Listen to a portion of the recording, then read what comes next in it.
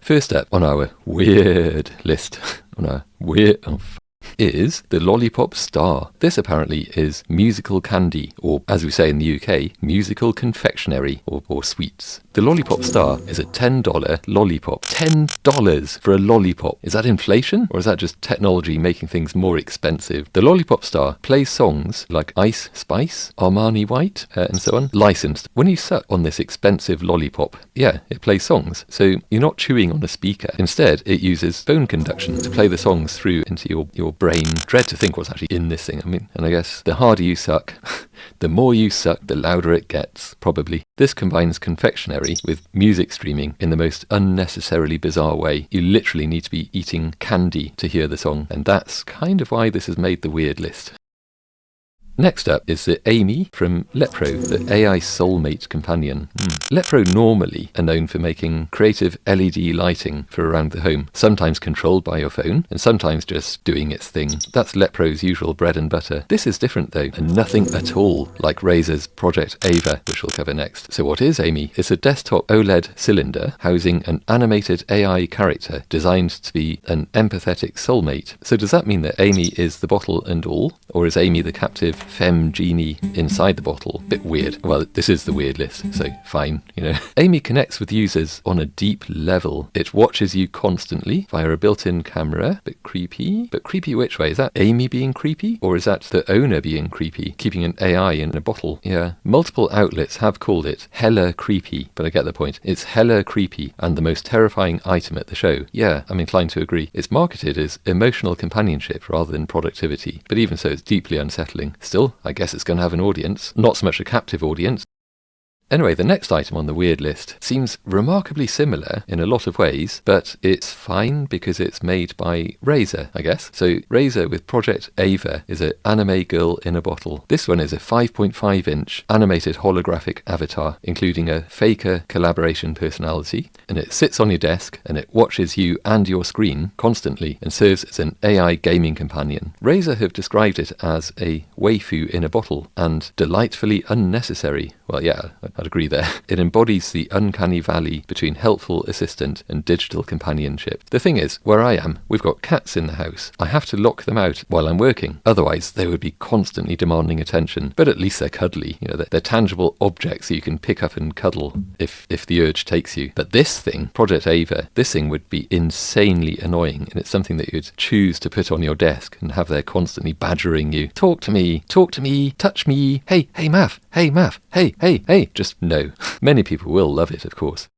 Number 4 on the weird list, iPolish. iPolish? No, you polish. iPolish is colour-changing electric nails, just exactly what's been missing from the world. Reminds me a bit of that scene from Total Recall. Anyway, these are press-on acrylic nails with embedded displays that use electric charge to switch between hundreds of colours in seconds via a smartphone app. These nails are priced from $800 to over $9,000 for the Atelier edition. Why is this weird? It's Total Recall nail tech. I thought so. Brought to life. Apparently the team that created this were inspired by that Total Recall scene. Treating your fingernails like customizable OLED displays, delightfully impractical luxury. I wonder though, does that mean you can actually watch videos on your fingernails? That would actually be useful. This is something that's being pushed as a form of fashion accessory, but actually being able to just look down at your fingernails and see little videos, just see little instructions from the mothership telling you exactly what to do next. That's something that would be useful. Given any situation, just look down at your fingernails for guidance.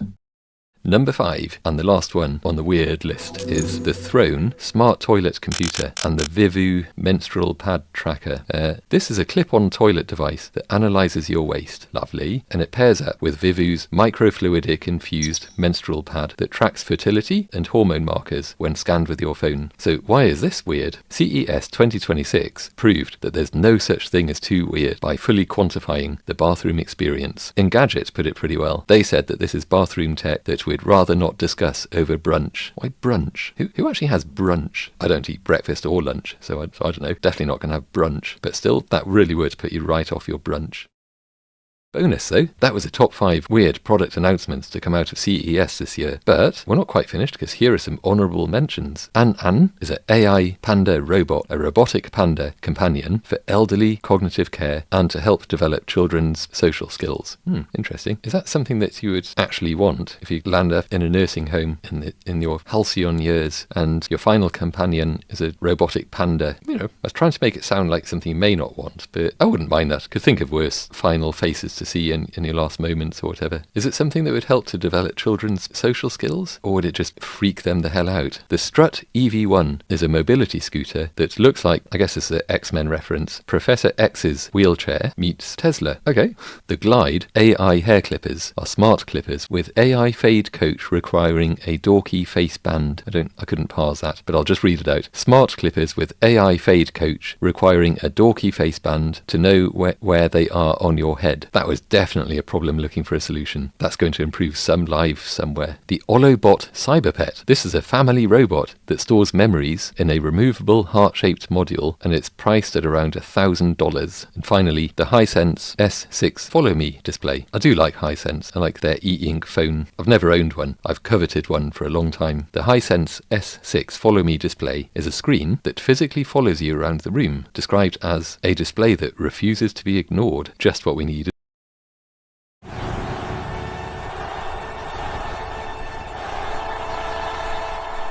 CES 2026 has showcased the convergence of AI, robotics, and neural interfaces. It ran from January the 4th to the 9th in Las Vegas, and it showcased breakthroughs across multiple domains, signaling what it really showed us was that there's a trend towards unification. Computation is escaping traditional silicon architectures and moving into materials, wearables, things that plug directly into your brain. Neuralink does have its problems, by the way. The spiky things that they shove into your brain, they pop out, so keep that in mind. I hinted at kind of a pattern across all of these, and that pattern really is distribution of intelligence. We're seeing AI moving from centralized data centers into satellites, materials like molecular electronics, appliances, kitchen robotics, and smart fridges, and actual human brains, like with Neuralink. Computing, if it wasn't already, is becoming ubiquitous and embedded. Yeah, it is already, let's face it. But what's becoming ubiquitous and embedded now is even smarter computing. In that sense, this isn't revolutionary. It's an evolution of computing. It's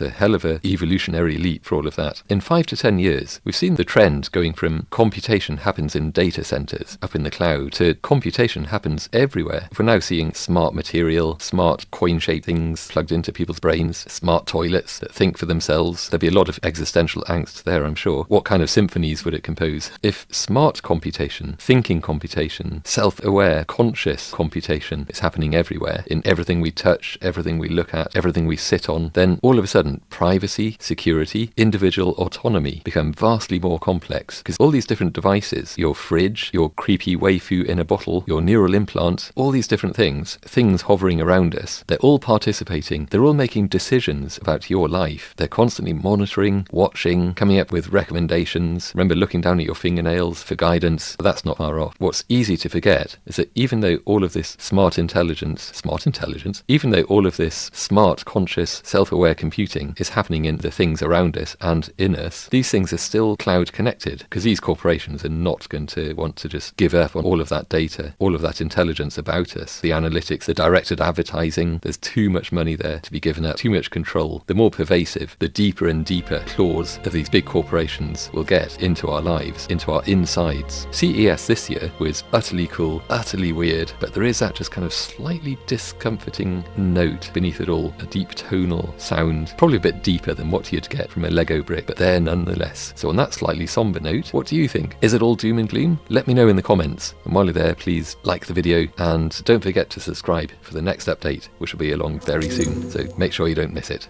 Till next time, bye!